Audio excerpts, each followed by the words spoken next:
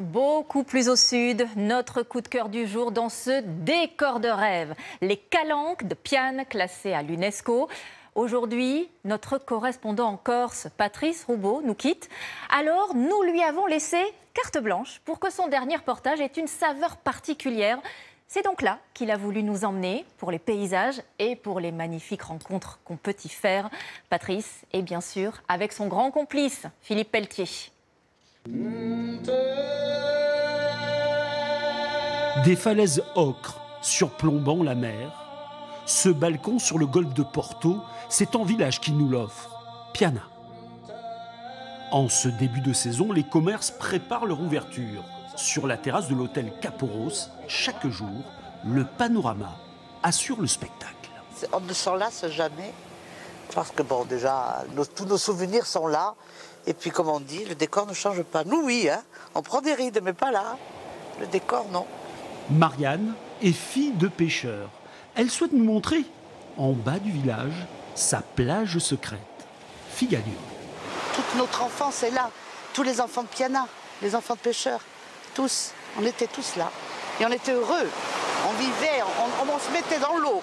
À 5 h du matin, on ressortait, il était 9 h. Avec des fessées parce qu'on ne voulait pas sortir de l'eau.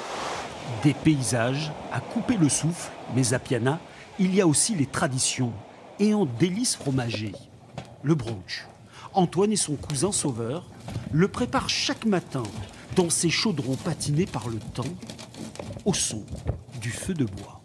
Et on le fait toujours à l'ancienne, au feu de bois, particulièrement du bois d'arbousier. Et là, j'écarte le feu pour pas qu'il accroche au chaudron. Puis il chauffe sur les côtés et pas trop au milieu, sinon ça va s'accrocher après. C'est un des secrets. Le reste, on garde pour nous après. Pas de bruit. Et on attend que le brooch vienne. La magie de l'émulsion entre le petit lait et le lait se produit à une température de 80 degrés. Un signe de croix, le brooch est maintenant cueilli à la louche. Ah, nous, on a l'habitude. Si quelqu'un veut venir pour le faire, il faut que tu le poses doucement, tu ne lâches pas trop fort dans la cage, sinon il passe au travers, il y a tellement de temps. C'est vraiment pas facile de ne pas le casser. Notre brooch fait, c'est dans le bar du village que l'on retrouve la famille d'Antoine autour du café. Jando, comme tous les villageois, s'arrête chaque matin. Il faut avoir l'habitude de vivre au village. Il faut avoir l'habitude. Quelqu'un qui arrive de la ville et qui n'a pas d'occupation, maintenant s'il aime la campagne, il aime la nature et tout, on y est bien. L'autre lieu où l'on se retrouve, la boulangerie. C'est quoi les spécialités? Des tartelettes au brooch, sucrées, des fiarounettes qu'on appelle nous. Vous nous montrez là un petit peu? C'est ceci. D'accord. Et ça c'est des bastelles, à la courge, au blé ou à l'oignon.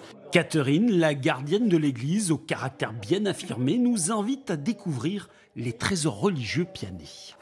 On regarde la couronne qui date du XVIIIe siècle. Vous pouvez la regarder, la photographier si vous voulez. Vous pouvez photographier ma face. On dit que vous êtes la gardienne de l'église, c'est vrai? La gardienne, c'est un grand mot. Hein. Elle ne m'appartient pas. Alors là, c'est un tableau du XVIIe siècle qui a été offert par le lycée Fesch. Étienne, lui, est le dernier sonneur de cloche du village. Il doit aujourd'hui annoncer en deuil. Pourquoi c'est important de garder les traditions? C'est important, comme les anciens, on continue. Hein.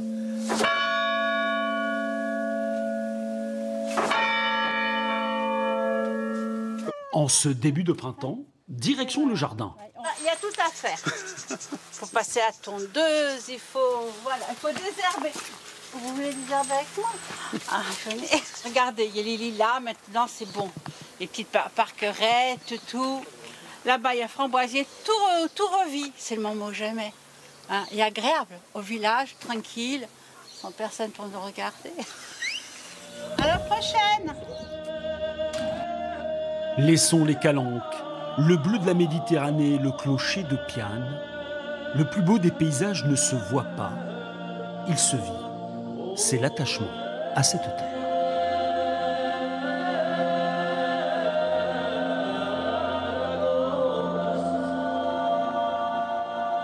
Et nous, on embrasse bien fort Patrice Roubaud qui nous quitte donc après 25 années à travailler pour les journaux de TF1. Patrice qui a créé le bureau de Corse avec toujours son grand sourire et ses très beaux reportages.